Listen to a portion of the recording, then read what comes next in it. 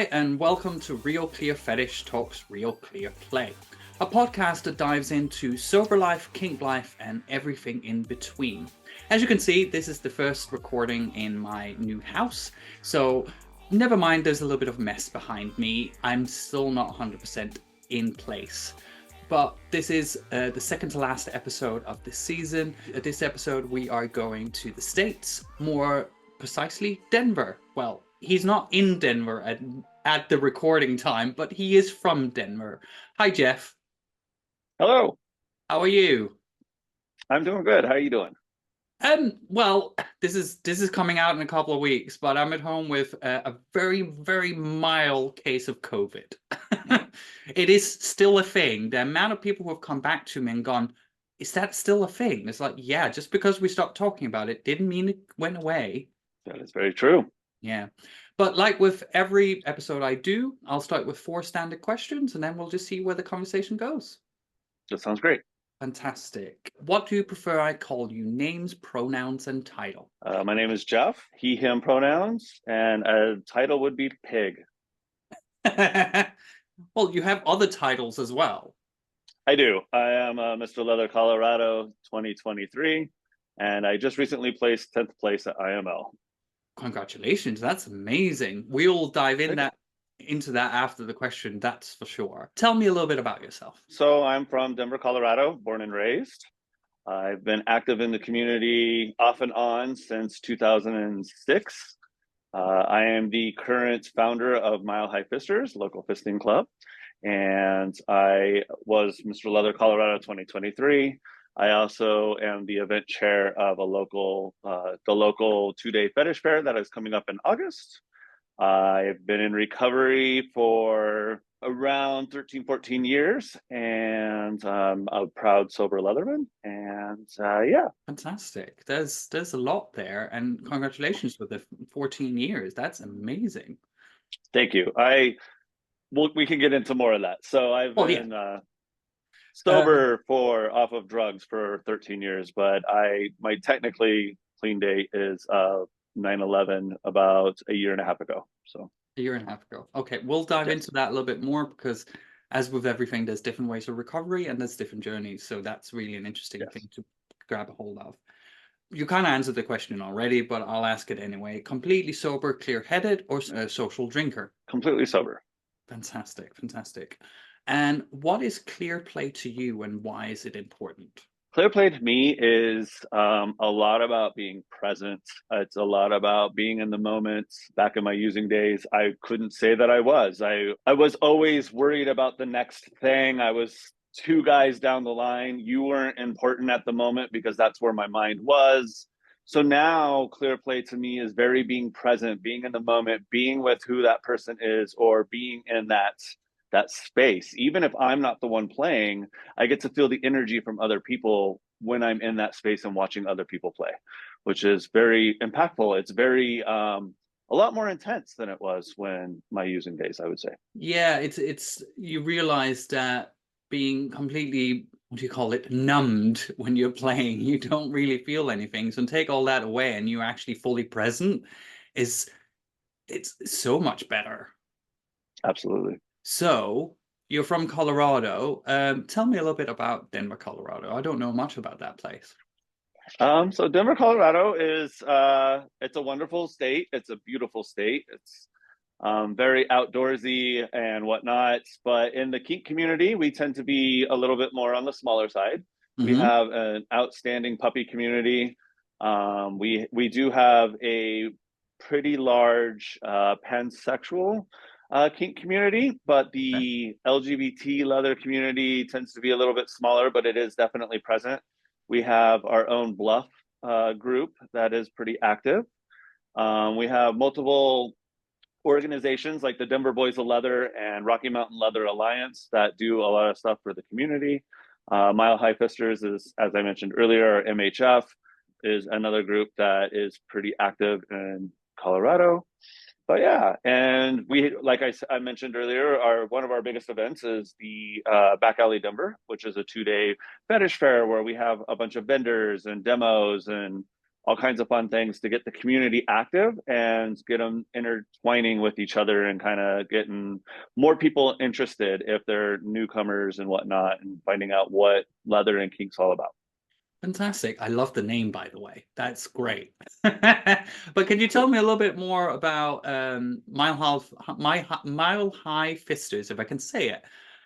Where did you get the name from? You're not going on planes and getting fisted in the toilet, are you? No, so we are the Mile High City. We are known as the Mile High City. We have an altitude of 5280, which is actually a mile.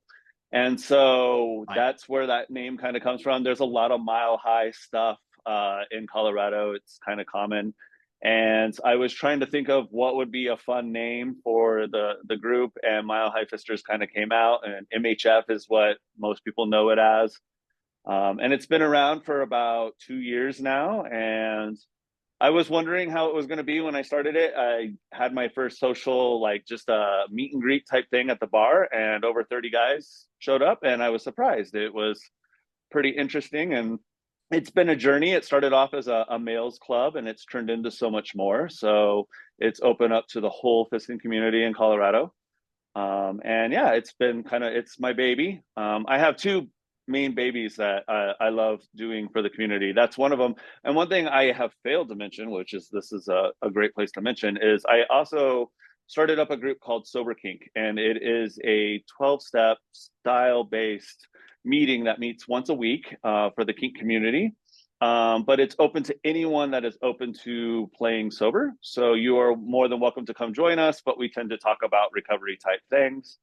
And it's kind of taken off and been amazing as well. So That's fantastic, because one of the things, and I don't want to criticize the European scene, but doing sober kink over here is very difficult because the drinking culture is so ingrained yeah, into people's beings.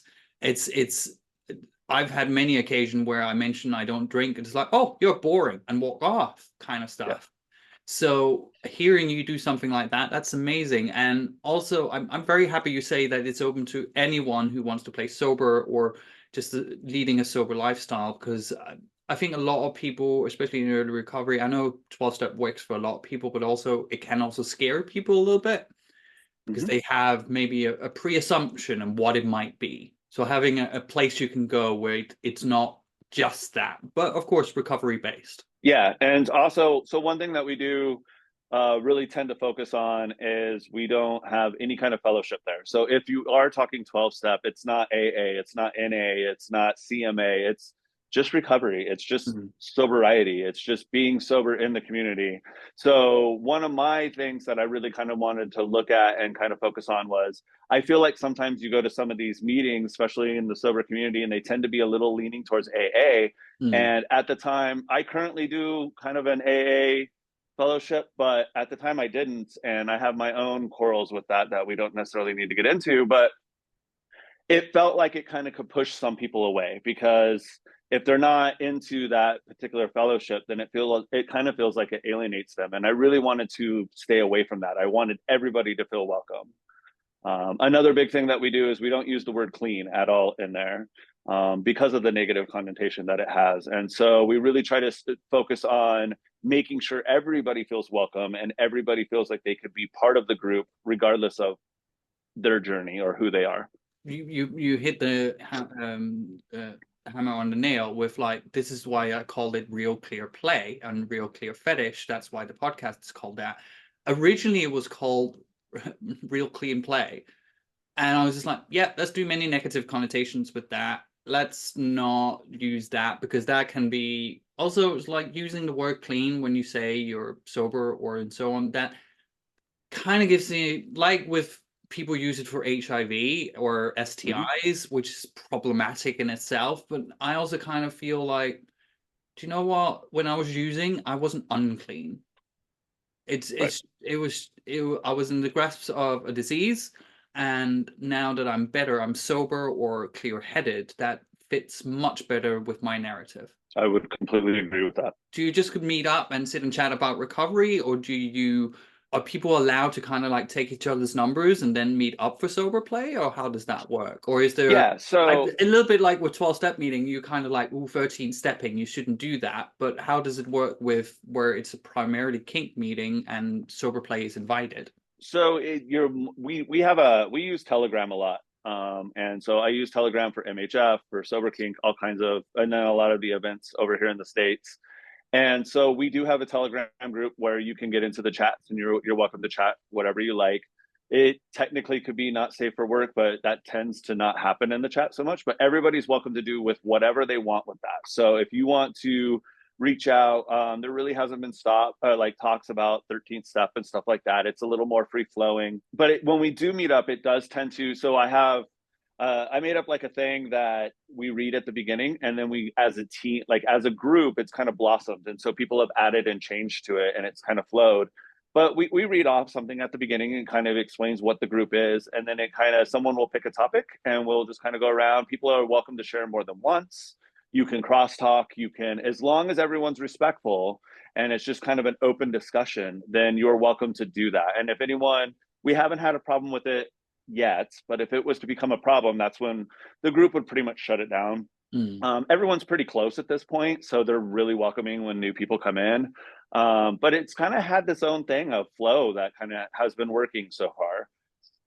And if people meet outside of that to play or whatever, they're more than welcome to. And I'm not sure if they are or not. I personally haven't, but that doesn't mean that other people aren't doing that. So I guess it's also like you were one of the organizers, so it feels a little bit right. like you are not the head of the meeting. That's the wrong term to use, but you know what I mean. It's the same. Yes. Like I sometimes when I interview guests, if I do it in person, they're very hot and I would love to do something with them, but I also need to keep it professional in that moment. And if further Right. down the line you have fun with someone, fine. That's okay. And it's the same with like if I'm on Grinder or any dating app and I'm chatting with a guy and he's really hot and then he mentions my podcast or blah, blah, blah, and he mentioned some of his own story and he's in early recovery, I shut down the sex thing right away. And I'm Right. just like, yeah, let's turn the conversation because you contacted me not for sex, you contacted me for support. And Right. I'm perfectly okay with changing that narrative when I talk to someone online. Absolutely. Yeah. And then it also tends to, it is a very pansexual group. So some of the members, not, we don't necessarily, we're not compatible in that way, and that's okay. Mm. Maybe from a sexual standpoint, but I don't know that I would say I'm fully pansexual, but I don't really have boundaries there as much. But other people maybe not feel the same way. Mm. So yeah, there's definitely a couple of aspects there as to probably why I haven't played with anyone. But that being one of the major ones is just really kind of trying to keep it professional and keep it a safe space for everybody. Absolutely. Well, I think that's bloody fantastic. We need more of that. It sounds like a meeting I would go to because I've because I don't do 12-step anymore, I sometimes find it difficult to go into 12-step meetings because they Mm-hmm. either feel a little bit like a fraud or I get this typical question, who's your sponsor and where are you on the steps? And sometimes people are fine, but other times people kind of like, you don't have a sponsor and they're almost shocked. Right. So I find that sometimes a little bit difficult to navigate. But I know it works for a lot of people. So, but having a meeting like yours out there, I might even consider looking into doing something over here similar. I think that would be a great adventure. I may have to talk to you about this afterwards. Oh, absolutely. And yeah, that's one of my things with 12 steps too. I do 12-step programming. But part of that has been my struggles is exactly that. And if I don't do it exactly the way you want me to do it, stuff like that, then it doesn't, there comes conflict. And I disagree with that. Everybody's recovery journey is their own. And so we should actually be respectful and supportive of that. Of course, there's a line there where if it's going to cause me problems with your journey, then I need to take a step back. But that doesn't mean that I should necessarily judge your journey, because who am I to judge what you need to go through? And so I think that's kind of important to kind of talk about, because there is definitely some issues that come up with that with 12 steps. But Yeah, it's I don't. I try not to get too much into it because I know it works for a lot of people. It didn't Absolutely. always 100% fit with me. It worked for me in early recovery. That's my main point where it really, really, I needed the stability. Hmm. Um, and now I just kind of do the way I want to do it. I do a lot of activism, like and that really seems to work really well for me. And I keep connected with other recovery people, either online through Instagram, stuff like that. And I get a lot out of that. So that's kind of what I landed on working for me. But I always like if someone's a newcomer and they want to start, it's like, well, go to 12 step. I can highly Absolutely. recommend do 90-90 because that gives you stability. If you don't agree with what is being said in the room, just ignore that. Just be there and be present and keep yourself safe from using. That's the main thing, really, in early recovery. So, yeah, there's definitely things I believe in as well when it comes to 12 step. So, talking about recovery and so on, you mentioned a little bit earlier about 13 and 14 years, and you mentioned a year and a half. Can you tell me a little bit about from you started using until you stopped and how that journey was and what kind of that involved, if you wouldn't mind talking about that? Yeah. So it started back when I was 16. I came out of the closet. I was already kind of dabbling. Like I looked up to my sister at the time. She was kind of like that 80s glam band metal kind of person. And so she was smoking pot and drinking beer. And I thought that looked cool. And so that's kind of where I started. And then around that time, I came out of the closet and I found myself on the streets and I plummeted into the world. Like it took me less than a year to become a full blown heroin and meth addict. And I plummeted into that in my teenage years. I don't remember, it's a blur, that part of my life. I do remember most, like, generally what took place, but there's a lot of, that whatever. And then I met my ex, and kind of through my 20s, I got away from drugs. And the way that I felt like I got sober is I started drinking. And to me, in the moment, I was like, oh, well, I'm not using drugs. It's okay. But that quickly turned into I was drinking a handle of whiskey every day. And I didn't even realize it because it was just, and then I started to be miserable, So, obviously, so, so, because sorry, me being completely ignorant. What is a handle of whiskey? so like that's the big bottle, like Oh, bloody hell. so you could get a bottle that's probably like a liter, Wow. maybe a little bit more than that. And it's we call them handles because they usually tend to have like a handle onto the I've, side. I've And seen so it's I've just seen the them in big bottle. films. Yeah, I've seen them in films. Yeah. And so that's kind of, and I was drinking that with my partner at the time, but still we were pounding that down like every night. It was the same thing after work. I even had, like, my boss at the time was telling me, I need to find someone that can come in here and not be a mess in the morning. And I told him, well, I do it quite well. But anyway, I didn't pick up on the fact of how messy it really was in the moment, because I didn't really want to see it. And then slowly that drifted back into drugs. And then around 2009, me and my ex at the time decided to move to Missouri. We tried the location change to get sober. And had we not left, I am convinced that we would have been dead. It got pretty bad. And it kind of works. Like I went out there, I was still drinking, but not as heavy. That's when I went back to school for heating and air conditioning. I learned that I actually had a brain. I never knew that, because I never applied myself when I was younger. And then when we came back to Colorado, immediately, it took me maybe a week or two, and boom, I was back to in the bathhouses, been up for days, doing the same damn things that I've been doing. And it's funny, my ex girlfriend's husband, the girl I dated when I was like 15, before I even came out as gay, her husband took me to my first meeting. And I didn't know why I kept going. I just knew that it was important that I kept going. And so that started my journey in recovery. Relapse is a big part of my recovery. Mm. So 6 months in, I got sick of them telling me what I could and couldn't do, and I was going to show them. And so I got me a pint of vodka, and sure enough, 3 days later, I'm walking home from the bathhouse in the rain at 4 in the morning. And so it just very much opened my eyes to, no, there's a problem here. And so that was the last time that I used drugs, and so that was 13 years ago. And then about a year and a half ago, I went out to Folsom, Berlin, and I was dealing with, I was about 6 years sober at the time from alcohol. And I was dealing with a bunch of anxiety at that time. Like I was still learning how to be in sexual play spaces. sober. And that was very intense for me. I'd go to a bathhouse and I would panic. I would have panic attacks and I would just lock myself in my room.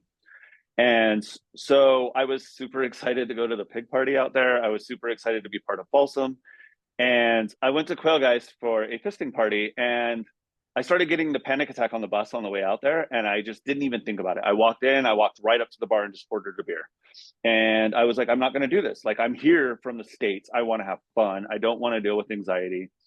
I had 2 beers that night, and it wasn't that big of a deal at the moment. And then at the end of Folsom, as you know, there's the big pig party. And so I went to the pig party, and they either had cheap beer or free Jägermeister as options. And being um, the alcoholic that I am, I was like, well, if I'm going to do it, I'm not going to do cheap beer. And so quickly I was doing shots of free Jägermeister, and I didn't get super drunk. I did get a pretty good buzz. And the thing is it worked great. It worked exactly how I needed it to. I walked around the party. I had my fun. But I didn't realize what I was going to experience when I got on the plane the next day. And when I got on that plane and I realized I threw away 6 years, that's what hit me the hardest. And I was like, what did I do? Yeah. Like, here, it wasn't worth it. Yes, it's a solution, I suppose, but not a solution for me because I know where this will lead. And so I think that depression and self-realization kind of hit me hard on the way home, and it lasted for a while. I hit program pretty heavy after that. Yeah, and so that's kind of where I was. That was in September a year and a half ago, and I have been kind of doing this journey since, and kind of back on track. And now, so the thing about Mile High Fister is that has been amazing is I see it from a promoter standpoint, and so I deal with all these people that come in and they're like, I'm nervous and I don't know what I do, I'm new to fisting, I'm this, I'm that. And I'm like, don't worry about it. And being in that supportive role has helped me so much because now I can go into play spaces and I can almost just hear my own voice in my head and be like, you'll be fine. I have a saying that says, once you get something in your rear, you'll be fine. So just put something in your rear and you'll be good to go. And it kind of works because it helps you just relax and just kind of be in the moment and not so get caught up in all these things in your head. The thing that I find very funny about our community is we all have this anxiety to interact with each other. We all have it. We all struggle with it. You hear very common about people using liquid courage or whatever, these substances to kind of break through that. Mm. And if we just get over the fact that I'm socially awkward, you're socially awkward, so let's just be socially awkward together and everything will work out fine. Like if we could just figure out a way to tap into that, I think it would make things easier. But I mean, of course, that's easier said than done. It definitely is. And even I'm now coming up to 7 years this September. I on occasion will Congratulations. thank you. I on occasion will really struggle. And like you, I've been close to just going, fuck it, I'm going up to the bar because I know how to fix this. Because you get so frustrated with your brain and you almost feel broken that you can't function in social situations, especially sex situations. As kinksters or fetish folk, it's really hard when you can't navigate that space and feel comfortable or relaxed. Yeah. So, and I fully agree with you. Like having someone kind of echo back what normally is in my head gives me so much more confidence because it's like, oh, my head does that as well. This is what I do, and we can kind of ping pong that back and forth. And one of the things I learned, no matter how crazy my thought is, someone out there has the same idea in my head as in my head. So I'm never the only one who feels that way. Absolutely. And that's, something we hear, especially in meetings and stuff. Like we're not unique. We have all have those same feelings, those same moments. And so maybe not all, like maybe me and you aren't the exact same, but me and this person over here have had that shared moment. And so to remember that we're not unique in that way, that these are just, it's part of human nature. It's just who we are. And if we can figure out how to navigate through that. So how do you find navigating hosting a fisting club where we have to be honest, pubbers, alcohol, and drugs are quite prevalent in the fisting community. At least it is over here. How do you find navigating that? Because you will probably get the whole thing is like, oh, I can't be fisted without. Yeah. So our specific parties, you're not allowed to have drugs at the party. If you smoke pot or something like that beforehand, that's your call. But if I know or any of us know that you are actively looking like you're on substances, you will be asked to leave. We Mm. have not had that issue. We do not have alcohol. They're technically open to 19 years and older adults. So therefore, just eliminating, because you can't have alcohol under 21 here in the States. So just to eliminate the alcohol altogether, because I don't want to deal with that mess either. Mm. Poppers are allowed. So I am one of those in recovery that I do poppers when I'm getting tested. I had a talk with a close friend about that when I was at LA Getaway Weekend last November. And because he is someone I look up to in recovery, and I was like, well, what about poppers? Because sometimes I get torn about that. And he was like, you're a fister. And if it works for you and it's not triggering to you to any other way, then your recovery is yours. And that's just kind of the stance that I take on it. I understand that not everybody can have that same stance. And I'm fully supportive of that. But that is one thing that we do allow at Mile High Fisters is you can have poppers there. But that's about it. Like we really want to focus on being present, being in the moment, and enjoying that space of not worrying about if someone's messed up or if they're gonna like kind of be out of it. I don't want to deal with someone passing out or doing something crazy, and so that's kind of a buzzkill for everyone. It's like the whole poppers discussion when you're talking about soap stuff. I don't do poppers, but it's mainly because they give me a bloody headache and I never really liked them. So it was very easy for me to kind of go, no, I'm not going to do that. But then again, I use Viagra, and I don't mind saying this. 9 years of drug taking, keeping a hard on can be fucking difficult, especially when you have Oh, ADHD and anxiety. So that helps me in a yeah. It helps yeah. me in the situation. But I have had other recovery people be quite surprised by that, where they kind of look at that as well. But I am also fully aware that Viagra can give a popper's effect.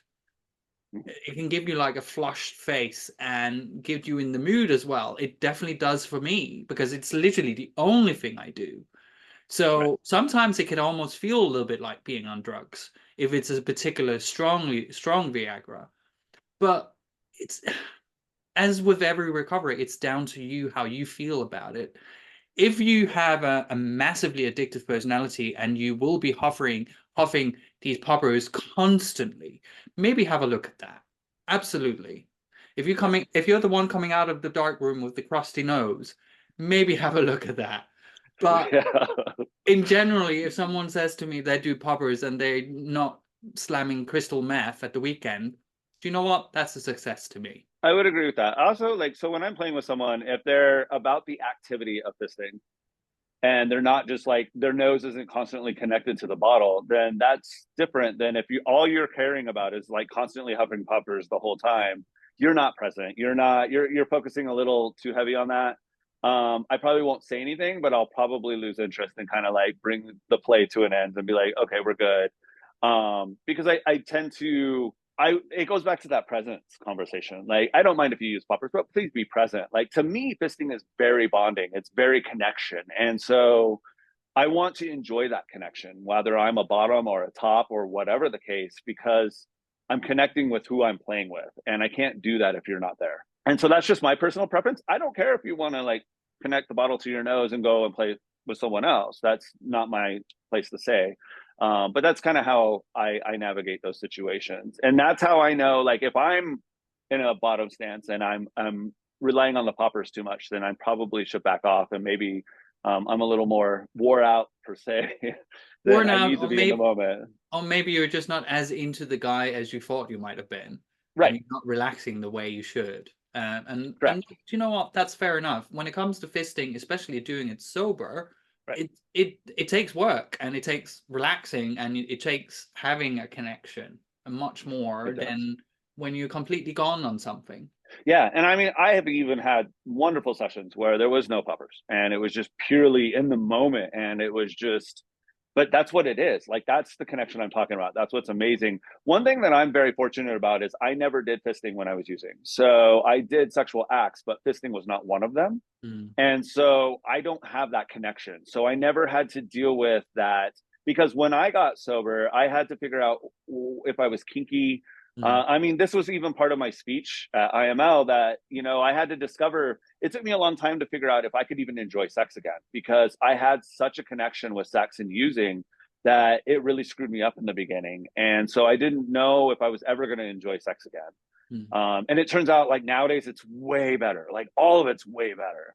But that it took me a long time to realize that. Yeah, it's for me, it took, I've mentioned this on previous episodes, but it took me approximately 2 years to disconnect the urge to use drugs whilst wearing leather. And I even remember the situation I was in. I was like groping my thighs, and I was just like, I'm not thinking about drugs. I'm actually thinking about having this on instead, which was such a revelation to me. Is it perfect now? Is my sex drive the same? No. Do I have a lot less sex? Probably. But then again, the sex I do have is more quality, to be honest. Also, Absolutely. I'm a bit older than I was, so your sex drive is a bit different, which is okay.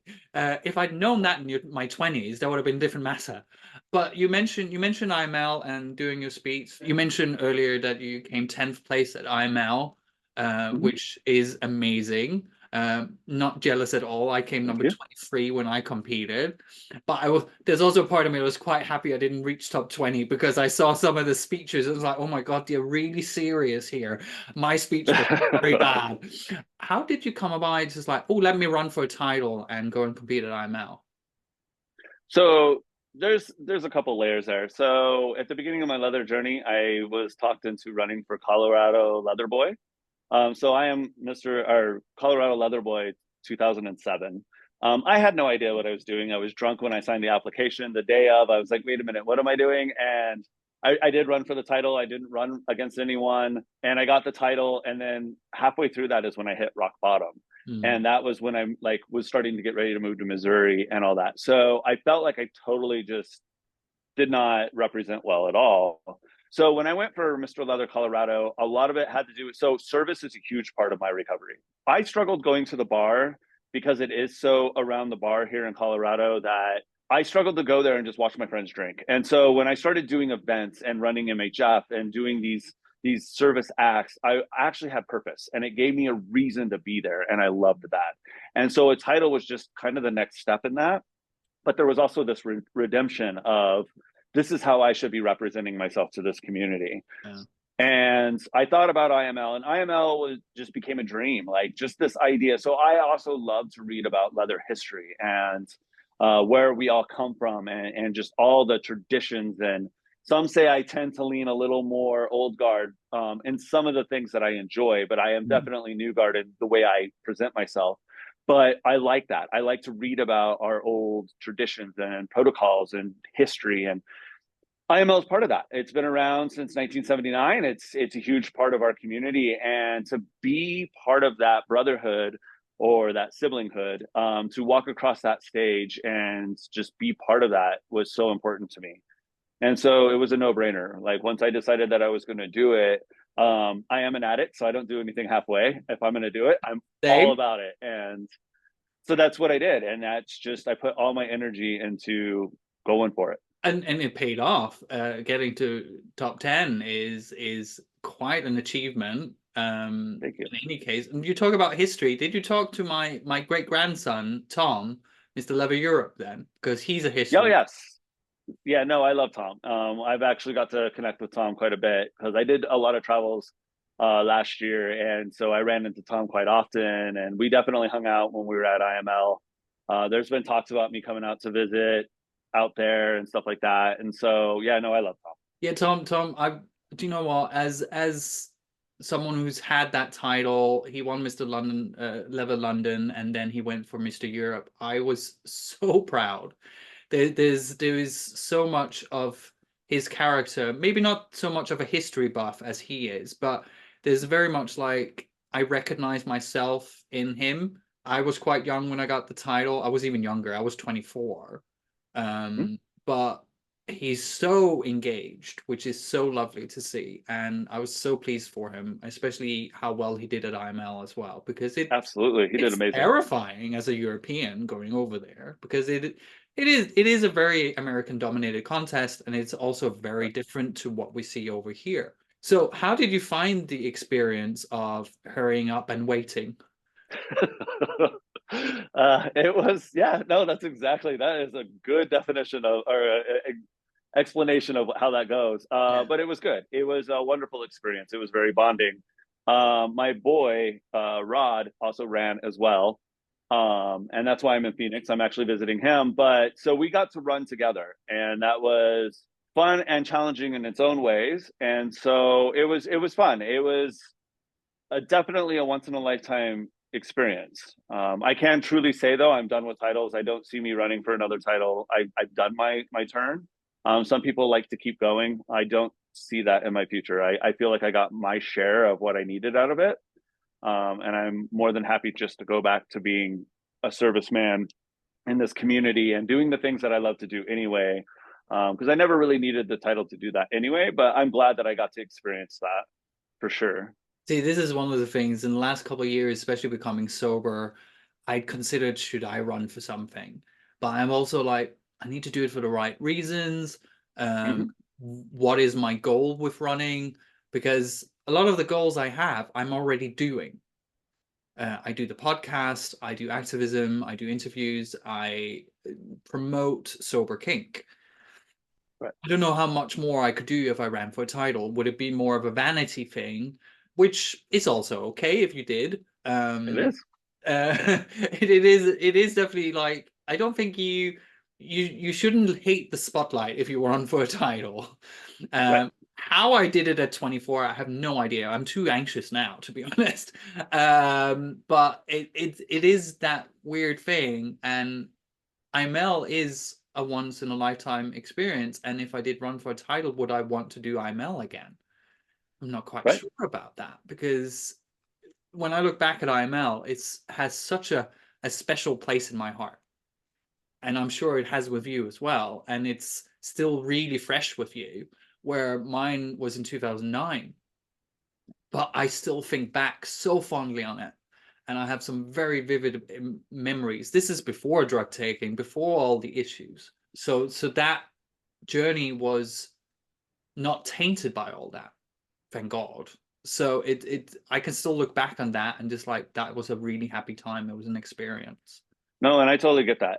That's one thing that I'm actually super grateful for because this whole experience I got to do sober and I got to get everything out of it. And had I, so here's the thing is one of the things that's a rule for running for Mr. Colorado is you can't have a regional title. You can't, I mean, a national title.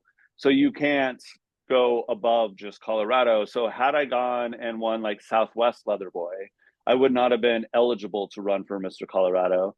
And so I think my higher power, I guess, or whatever, I'm not a religious person, but I thank God that I didn't do that.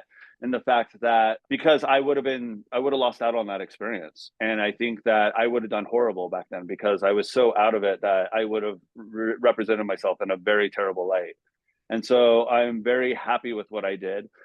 Chris, who won, he was second place last year. He was someone that was a mentor to me. I really looked up to him during the whole process. And one day at MAL, he did mock interviews for all of us, and he had us fill out a little card. And on the card, he had us write, "What was your intention for IML?" And it's probably still sitting here in my wallet. It is. It's right here. And he said, "Carry this with you." And my intentions was that I just wanted to be proud of how I represented myself on stage. And so it didn't matter at that point. It didn't matter if I made top 10. It didn't matter. Like, as long as I represented and I walked away feeling proud with how I represented myself on that stage, that's all that I needed to focus on.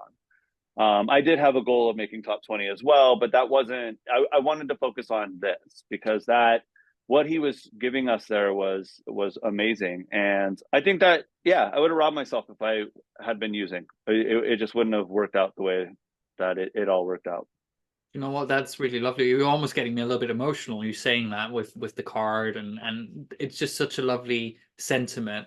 When I competed, it was very much like I'm just there to have a good time. I was in no doubt about even getting to top 20. I was as likable or as nice as I was, it was an upsteep hill because I was 24, very green. So I just went with this attitude as like I'm just gonna have a good time and meet some amazing people. And that was kind of my, I don't think I had a specific goal for IML because I didn't really expect I would get to win it, which was fine. Mm-hmm. I'd already won Mr. Europe. I was representing all of Europe. So I was Which quite is at ease amazing. with it. Yeah, Congratulations, because that's yeah. awesome. I was quite at ease with that, and especially at 24. Right. I'm now coming up to 40 this October. I think that's my only. I don't like using the word regret. I think there's a part of me that's like I would have liked to wait a little bit longer, maybe get a little bit more experience before I did it. But like with you, like with your first title, you kind of motivated to buy a club to compete, and my Right. local club kind of went like you should run for this, you should run for this. As much as I loved it, but there was a part of me that's like if I would have been a little bit more mature, That it would sounds like your reason right there. You were looking for a reason to run for a title, and it sounds like you have just said it. been. Well, I do you know Just what? saying. I think I think when if I was gonna run, I think I'll wait till the 20th anniversary of me winning Mr. Europe. There you go. I think that would be kind of a goal. That's like 4 and a bit years away, so I Mhm. can then I'll develop myself a bit more. I'm over 10 years sober by that point, God willing, even if I don't believe in God. Yep. So it's there's plans on the horizon, but then again, I also have plans for Real Clear Fetish and other things in the future. So we I do a lot of stuff. So you mentioned earlier, and tell me if it's uncomfortable to talk about, but I think it's as it's Pride Month. I know your episode is coming out a little bit after Pride Month, but Mhm. at the time we're filming, it is Pride Month. You mentioned earlier that you came out and then you were homeless. Can you Yes. tell me a little bit around that, what happened and why it made you homeless? Absolutely. And I'm an open book. I one thing that I say often is I try to speak out because there's people that maybe not be able to speak out. So I feel like it's part of my journey to speak out and share my truth. And so yeah, so at the age of 16, I kind of came out to I came out to my parents, and they basically told me that it didn't agree with their religion, and that unless I was willing to live by their rules, which was to not act on my homosexuality, then I was no longer welcome in their house. And I was an arrogant little shit. I was a punk rocker kind of kid at that time, and so I fired back and was like, "All right, I'll see you in hell," and like that was that. And so very quickly, I found myself on the streets, and I was going to like raves at the time, and so I had a lot of raver friends that I was kind of couch surfing from. But I think what really hit me is I was going through a lot of depression. I felt like everyone that I held so dear, these people that were supposed to non or like unconditionally love me, told me that they no longer loved me and there was something wrong with me. And at that time, religion really messed with me. Like I thought I was going to hell. I was religious. I have a tattoo down my shin. It's in stone and it says "Good without God."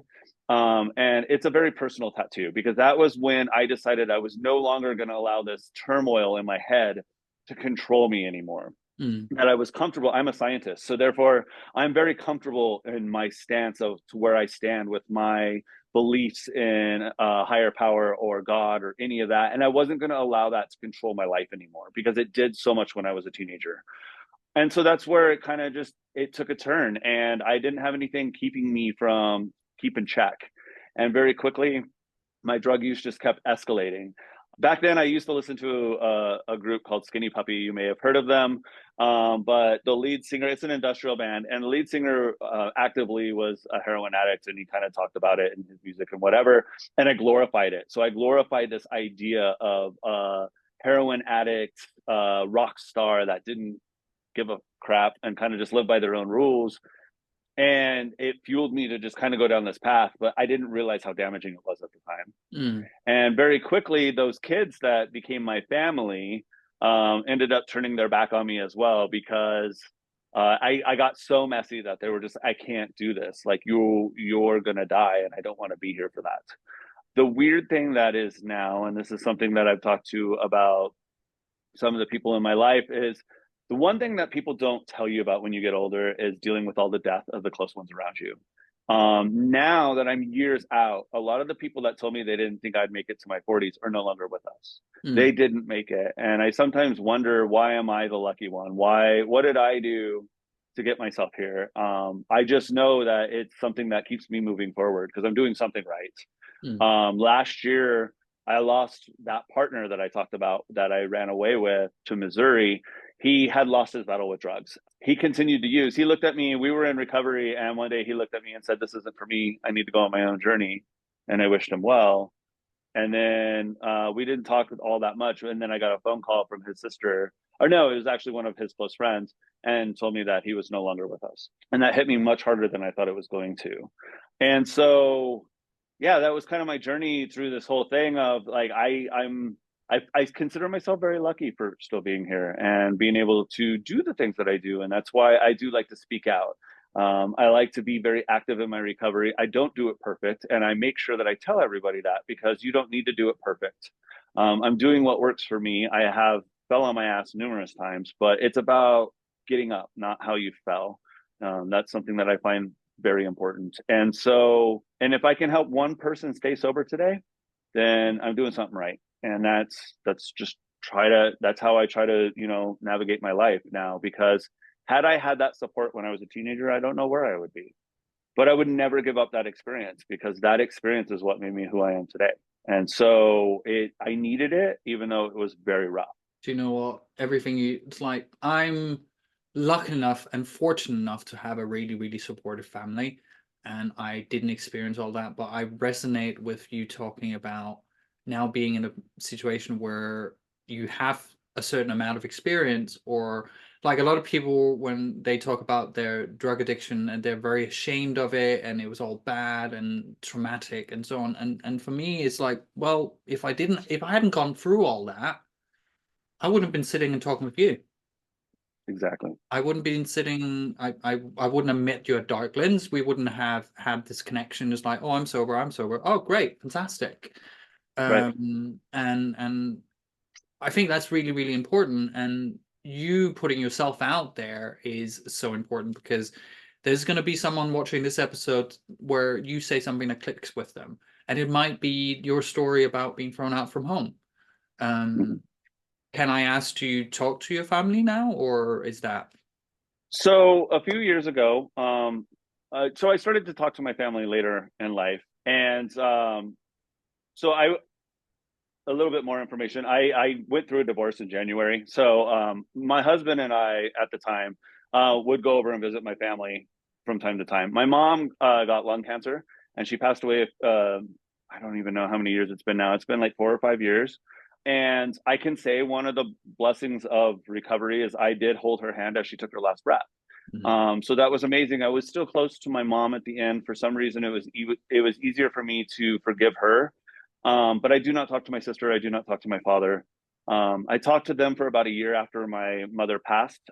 Me and my sister played nice when my mom was sick, just for her, not for each other. But after a year, my dad doesn't know me. He was like, "Well, I know you're voting for Trump." And I'm like, "Excuse me, like, you don't know me. Like, if you actually think and would say that, you know nothing about me or my life."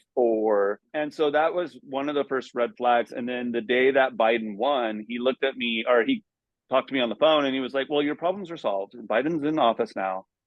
And I was just done. For him to say such an ignorant comment like that showed me that he had never taken the time to actually get to know his son. And so I took the decision to they're not in my life, because I don't need that negativity in my life. Mm. So it was my turn to walk away and be like, "I don't need you. You weren't here for me when I needed you, so I don't need you now." So I don't talk to them. I have a very tight, chosen family that is in this leather community. I'm also a Grateful Dead fan, Deadhead. And so I have a whole sober group that is part of that community as well, that is very close to me. And that's all I need. That's my chosen family that is very near and dear to my heart. And so that's who, yeah. So I don't talk to them anymore. I'm pleased that you had the closure with your mother. That is, it's if that is, like you say, it's a gift when you have Mm-hmm. that kind of thing, especially at the end of life. I was lucky enough to have that with my dad. We weren't estranged, but we were never close. And Right. then when he got sick, he lung cancer as well. Um, we got really, really close in the last couple of years, especially around my addiction. And then he got sick, and then yeah, when he passed, it very much felt like there was nothing unresolved, which is Right. a blessing. It's absolute blessing. Nothing was left unsaid, which was a very nice thing to kind of leave it at, so it didn't feel as painful. Anyway, we're getting very it's very serious. Let's do the last question. We're getting to the end of the episode, but the last Okay. question, or a little bit to dive into, where did your fetish journey start? Is leather your main fetish, or is there other fetishes? And when did fisting come about? So when I was a teenager, I noticed pleasuring myself while sticking safety pins through my nose like got me excited. I'm not a pain pig in any sort. I do enjoy some impact play and stuff like that, but I am not one of those heavy players. And so I think there was something there. I started to realize a little CBT in my childhood. I was like, okay, there's something there. I don't know why I enjoy this, but I do. And then around that time that I got introduced to the leather community, I always thought leather was sexy. I'm a motorcycle rider. I just thought that whole look, coming from kind of a punk rock background, it kind of just fit with that, this like rebel type idea. So definitely leather is a big fetish of mine. I do enjoy rubber. I'm still working through the whole like how much you sweat thing, but I do Oh, enjoy no, rubber. no, no. That's the good thing. That's the good thing. That's what they keep telling me. Especially at the end of the night when you go under the shower with hot water and just peel it off. It's beautiful. Yes. And I love the way it feels. I love the tightness. I love when someone comes up and just barely touches you. It's amazing. And then, yeah, so like it's funny because when I was with my ex, the one that I mentioned that passed away, he was really big into fisting. And I was like, it's just not for me. I wouldn't watch the porn. I was just kind of like, not so much. The ironic thing is, so it was funny when I ran for Leather Boy, we had to do a fantasy on stage, and it was a fisting fantasy because it was just easy. We could make it kind of funny and like whatever, but I was not into fisting. And so it was a little foreshadowing, I think. And then later in life, I was like, you know what? I'm interested. I want to know what that feels like. I think a lot of my kinks and stuff comes from curiosity. I have another, I got fascinated with single tails. I was terrified of them. Fear is a big part of what gets me off. And so learning that, and so I'm also a member of the 15 Association out of San Francisco, which is a BDSM impact club. And I went there and got single-tailed for my first time, and it was terrifying and amazing, and it was all these emotions, and it was transformative, as cheesy as that sounds, but it really was. And so then I wanted to learn how to do a single tail. Something that happened really recently is for my birthday. So my current boy, has never been single-tailed, and I had never actually single-tailed anyone. And he asked to be my first. And for my birthday, we got to make that happen. And it was just an amazing bonding experience that we will always have. And so it kind of just grew from there. And then I tried fisting. And at first I was like, I don't know, like that's kind of a lot. I don't know. I remember having conversations with my ex-husband about like, I don't know why they like it so much. It's kind of, and then something clicked. A switch went off and I was like, oh, this is why. And it's kind of blossomed from there. And so one of the things that I try to do is I'm willing to try something twice because the first time I might not like it. Mm. For most things, I have some boundaries. Of course, we should all have healthy boundaries. But the one thing I will never do is I will never shame anyone for what they're into.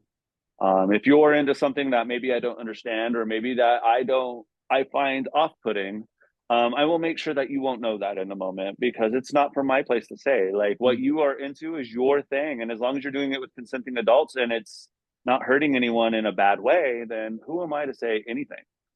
And that's kind of the approach that I take on all fetishes and kinks. And I try to keep an open mind of, you never know because one day you might be into it. You never thought you were going to be into fisting, and here you are. So don't knock something until you try it, kind of thing. We're coming to the end of our time, and I've really enjoyed talking to you. It's been amazing. I've been very honored that you would be so frank and honest and open with your journey. Thank you for having me. This has been amazing.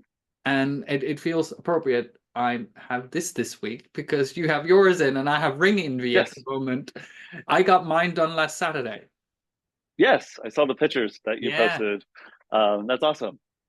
Yeah, it's going to cause a continuity problem because you're the second last episode, and the other one I filmed, which is the last episode, I'm not going to have the ring. So, that's quite funny though. But no, thank you very much for coming on. If anyone's listened or watched and they've really connected with something you've said, or just want to get in contact, where can they get a hold of you? So I'm Jeff Brewer on Facebook. I am Lost Boy 77, and that's LAWSTBOY 77 at Instagram. Or you can find me as CO Fistboy on most of the sites, but that will be more of a naughty nature. So I need to have a look at that up. Research for this evening. yes. But no, thank you very much. It's been absolute pleasure having you on, and this was something I really wanted to do after meeting you in Darkland. So thank you very much for doing it. Yeah, thank you so much for having me. Thank you very much. And that was Jeff, coming all the way from Phoenix, but originally from Denver. It's been absolutely lovely to have him on. This is the second to last episode, so one more to go, and then we'll have a little break. But I will be back with another season, of course. But it's been absolutely lovely just to sit and chat about recovery, fisting, leather, title holders. But yeah, stay safe, stay kinky, and go out and be sleazy. Bye.